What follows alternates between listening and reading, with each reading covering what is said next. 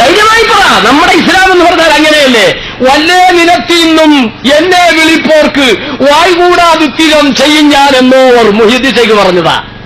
അന്ന് പറഞ്ഞപ്പോ പറഞ്ഞേ ഇത് പഴഞ്ചനാണ്. ദേവിക്കുന്നു മൊബൈൽ.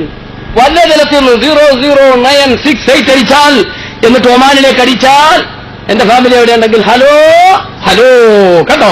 വല്ല നിലത്തിൽ നിന്നും വിളിക്കുമ്പോ വായ്കൂടാതിത്തിരം. ഇനി ഒമാൻ വേണ്ട, അമേരിക്കയിലായിക്കോട്ടെ, അല്ല അന്റാർട്ടിക്കയിൽ മനുഷ്യരുണ്ടെങ്കിൽ ഉണ്ട്, അല്ലെങ്കിൽ അത് ഇപ്പുറത്തായിക്കോട്ടെ, വല്ല നിലത്തിനും വിളിച്ചാൽ മതി. വായ്കൂടാതെ സ്ഥിരം. ഇത് ഗൗസുല്ലാദം അദ്ദേഹത്തിന്റെ സാറ്റലൈറ്റ് വഴി നടത്തുമെന്ന് ആദ്യം പറഞ്ഞപ്പോ നമ്മളെ പഴഞ്ചന്മാരാക്കി.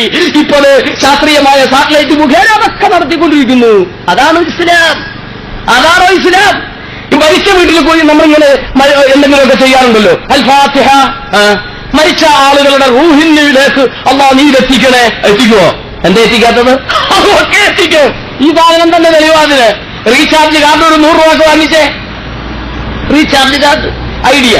ഇന്ത്യയുടെ അങ്ങേയറ്റത്ത് നിൽക്കുന്ന ഒരാൾ, ഇന്ത്യക്ക് പുറത്തു പോകുമെന്ന് എനിക്കറിയില്ല, ഇന്ത്യയുടെ അങ്ങേയറ്റത്ത് ഒരാൾ നിന്നിട്ട് മക്കളെ ഒരു 100 രൂപയുടെ പ്രതിഫലം എനിക്ക് തരണം, ഞാനിപ്പോ വണ്ടിയും കാറും ഒന്നുമില്ലാത്ത കടയൊന്നുമില്ലാത്ത ഒരു സ്ഥലത്താണ് നിൽക്കുന്നത്, എനിക്കൊരു 100 രൂപയുടെ ചാർജിന്റെ പ്രതിഫലം ഇപ്പൊ തരണം എന്ന് പറഞ്ഞാൽ ഇല്ല, പെട്ടിക്കടയിൽ നിന്ന് വാങ്ങിക്കുന്നു, പുറം ചുരണ്ടുന്നു, 16 18 അക്കങ്ങള്, ആ അക്കങ്ങൾ അതങ്ങോട്ട് വിളിച്ചു പറയുമ്പോ ആ 18 അക്കങ്ങൾ അയാളങ്ങ് സ്വീകരിക്കുന്നു. സുബ്ഹാനല്ലാഹ്. അല്പം കഴിയുമ്പോ നമ്മുടെ 100 രൂപ തീർന്നു ഈ കാർഡിലുള്ള. ഇപ്പൊ ഇവിടുന്ന് മേടിച്ച കാർഡ് ശൂന്യമായി പോയി. സുബ്ഹാനല്ലാഹ്. 3000 അക്ഷരാണല്ലോ മക്കളെ യാസീൻ. 16 അക്ഷരം കൊണ്ട് അങ്ങോട്ട് എത്തുമെങ്കിൽ 3000 അക്ഷര യാസീൻ. സാറ്റലൈറ്റ് അല്പം കൂടി ഉയർത്തി അങ്ങ് ചിന്തിച്ചാൽ നല്ല മനുഷ്യന്മാരുടെ റൂഹുകളൊക്കെ കിടക്കുന്നത് ഏതാകാശത്തിന്റെ മുകളിലാ. നല്ലവർക്കാണ് നമ്മൾ ഹദി ചെയ്യുന്നെങ്കിൽ ആ സാറ്റലൈറ്റ് ഇച്ചിരി കൂടി വികസിച്ചാൽ നേരെ അല്ലാഹു എത്തിച്ചു പോയി എന്ന് വിചാരിച്ചാൽ പ്രശ്നമുണ്ടോ? ഇതാണ് ദീൻ.